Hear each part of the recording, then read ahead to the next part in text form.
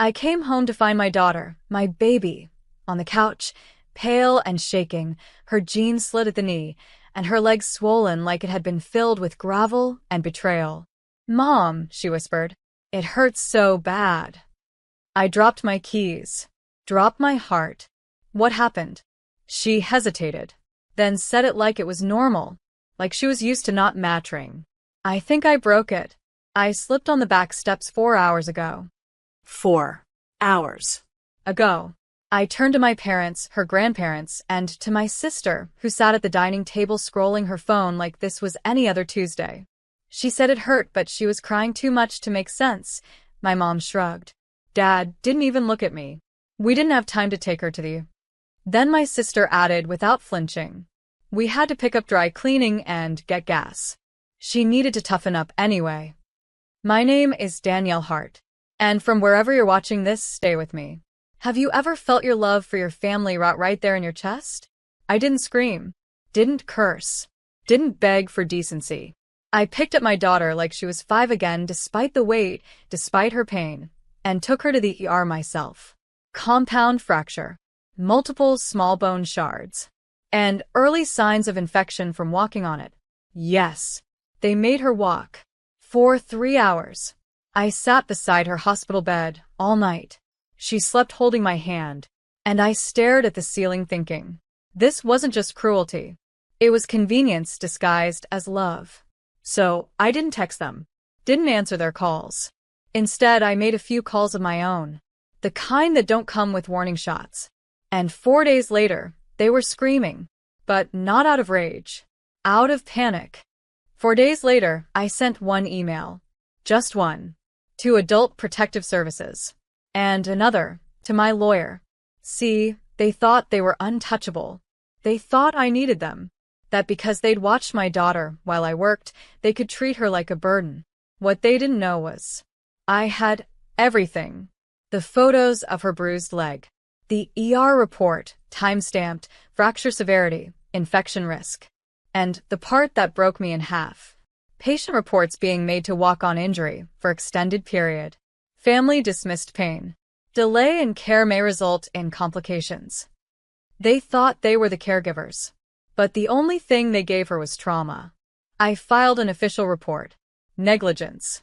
Reckless endangerment of a minor. And I named all 3. My mother, my father, and my sister. The investigator called them on a Thursday. Asked simple questions. Why was there a delay in care? Who was supervising the minor? Why wasn't emergency transport provided? I wasn't there to see it, but I heard it, because later that day, they showed up on my front porch, pounding on the door like the house was on fire. Faces flushed, hands flying, voices panicked. Mom, you called the state on us? Dad, do you know what you've done? My sister, mascara smudged from fake tears. You're overreacting. It was just a sprain. I stepped outside. Calm. Clean. Holding the crutch they made my daughter use like a weapon of silence. Say that again, I said, to her face. They all fell quiet, because she was standing behind me now, in a new boot, face steady. And she said it for me. It wasn't a sprain. You just didn't care. My mom reached for her. I stepped between them. You lost access the moment she begged for help, and you chose gas over humanity. My lawyer called that evening. Restraining order? Filed. Emergency custody paperwork? Done. Power of medical decision? Revoked. Permanently. I didn't raise my voice. I just raised the standard. And now? They were the ones limping behind the truth. By Monday morning, word had spread. Small towns have a way of swallowing secrets whole, until someone spits them back up with receipts. My sister's Facebook wall turned quiet. No inspirational quotes. No staged coffee photos. Just silence. Because her post from a week ago, "Family is everything 2 hearts," now had a dozen comments under it. Left speech bubble. Didn't you leave your niece with a broken leg? Left speech bubble. Tough love doesn't mean neglect. Left speech bubble. You made her walk on a fracture? What the hell is wrong with you? I hadn't said a word publicly. Didn't have to. The truth had its own legs now, unbroken ones. And the people who once praised them started pulling away like the room had caught fire. At the grocery store, my mom tried to act normal, but the cashier, who'd once hugged her at church, wouldn't make eye contact. Even the pharmacist who used to call her by name handed her the receipt without a word. Reputation? Gone. Their facade cracked like bone. Meanwhile, my daughter started to heal. Physically, slowly. But more importantly, emotionally. She stopped flinching when people raised their voice. She stopped apologizing for asking for a glass of water. She started laughing again. And I started building something better. Found a new sitter. A woman who treats kids like people, not inconveniences. Moved our appointments to a new clinic. One where the nurses knew her name by day 2. I came home to drawings on the fridge. Little stick figures, one with crutches, the other holding her hand. Underneath, she'd written, "Me and Mom. Safe." That night, I opened my inbox. A message from the investigator. Formal case is proceeding. They may be called for interviews under oath. Do not contact them. All communication should go through your legal counsel.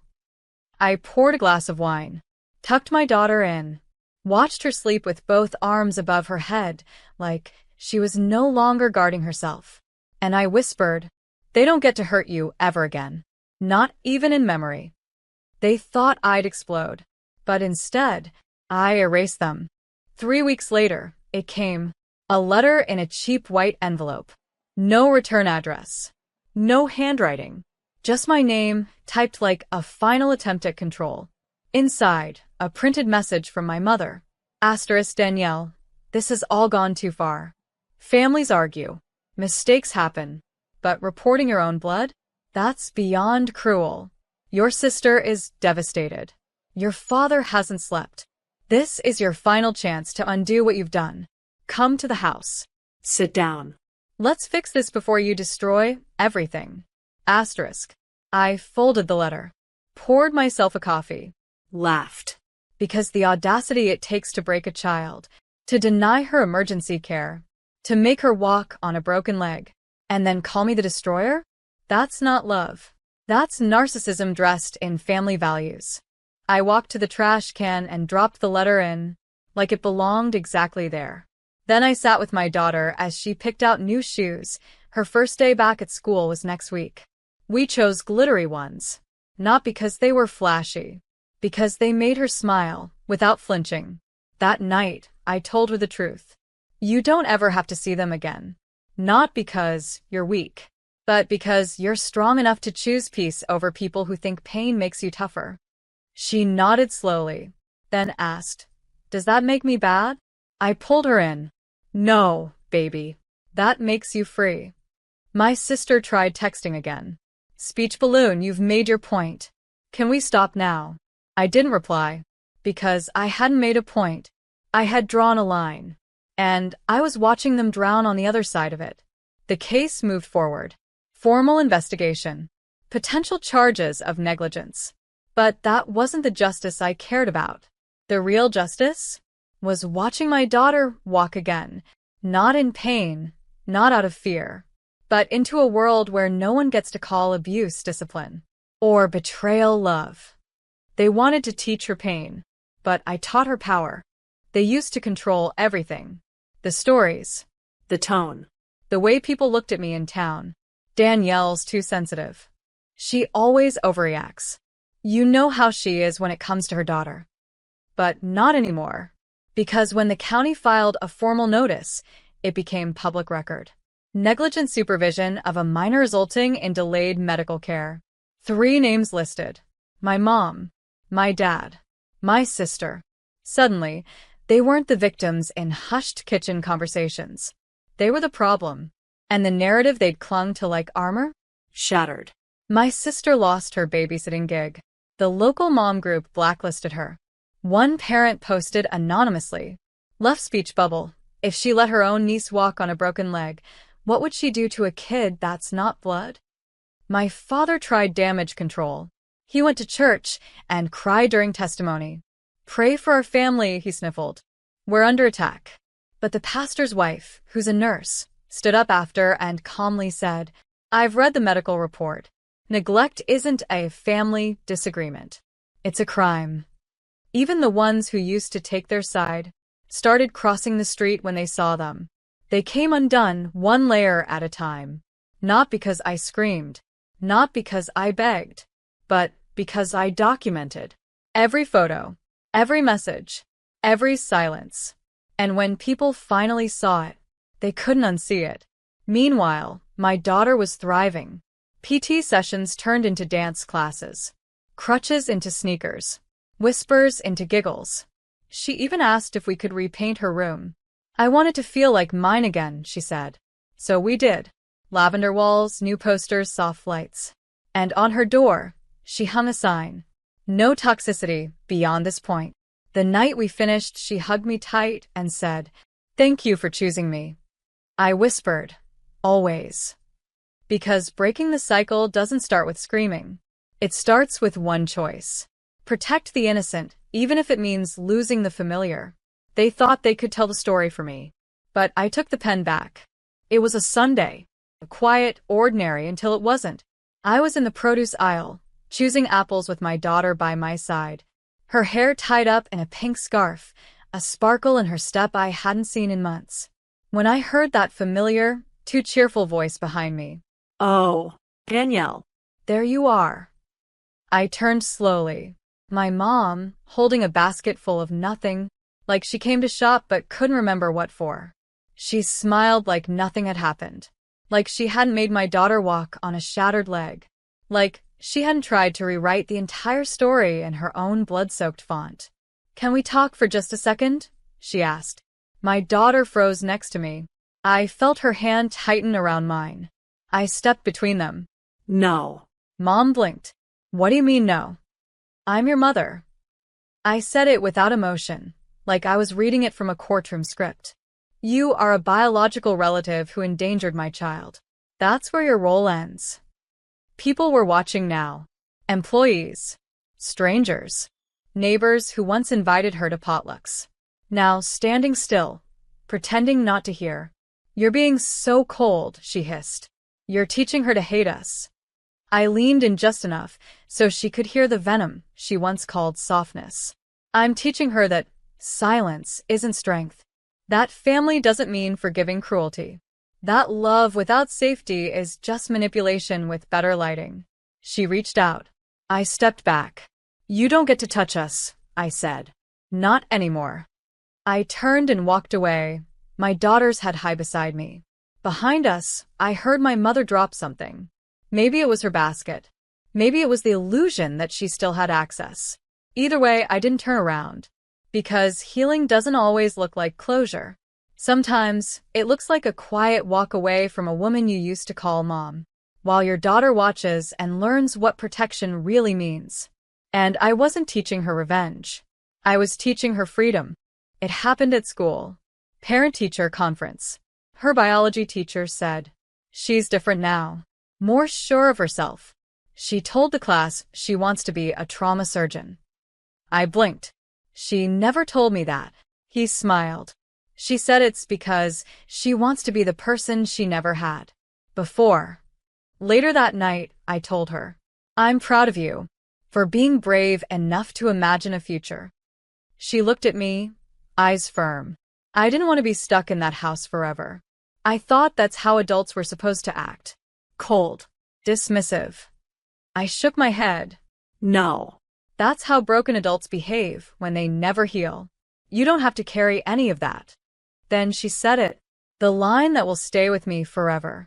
They thought walking on my leg would teach me pain, but it taught me to never be like them. Her voice didn't crack. She didn't look for approval. She wasn't scared anymore. That weekend, I let her write a letter. To them. Not to reopen anything, but to close it properly. It was simple.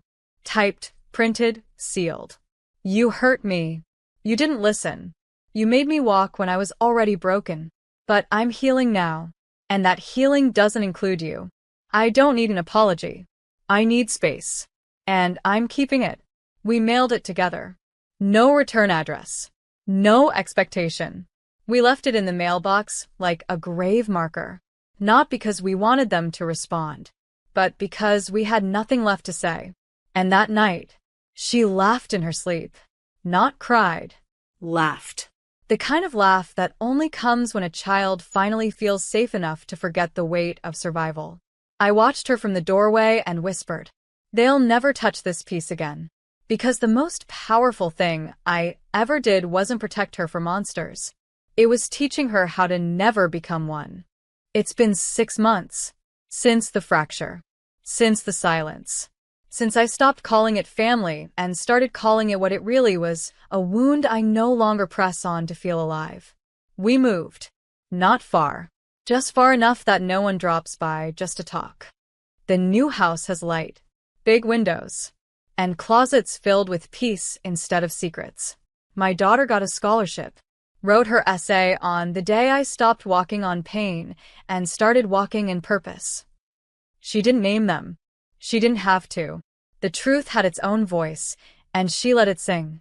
One evening, we sat on the porch, watching rain slide down the roof. She asked, "Do you ever miss them?" I didn't lie. Sometimes I miss the idea of them, the version I hoped they could be. She nodded. Me too. But I love what we have more. She rested her head on my shoulder, and for the first time in forever, there was no weight behind it. No fear. No apology. Just warmth. Real, earned, healed. The report closed last week. Case sealed. Protective order finalized. They can never contact her again without going through court. They haven't tried. Not since they realized I was no longer their scared little girl. I was a mother now. One who knew exactly what love is supposed to feel like. And everything it's not. We celebrated her 17th birthday in the backyard. Cake, music, real laughter. She ran across the grass in bare feet. And this time, nothing hurt. As I watched her glow under string lights, I realized we didn't just survive. We rebuilt. No apologies. No looking back. No more guilt dragging behind us like a leash. Because the cycle ends here. And it ends with us.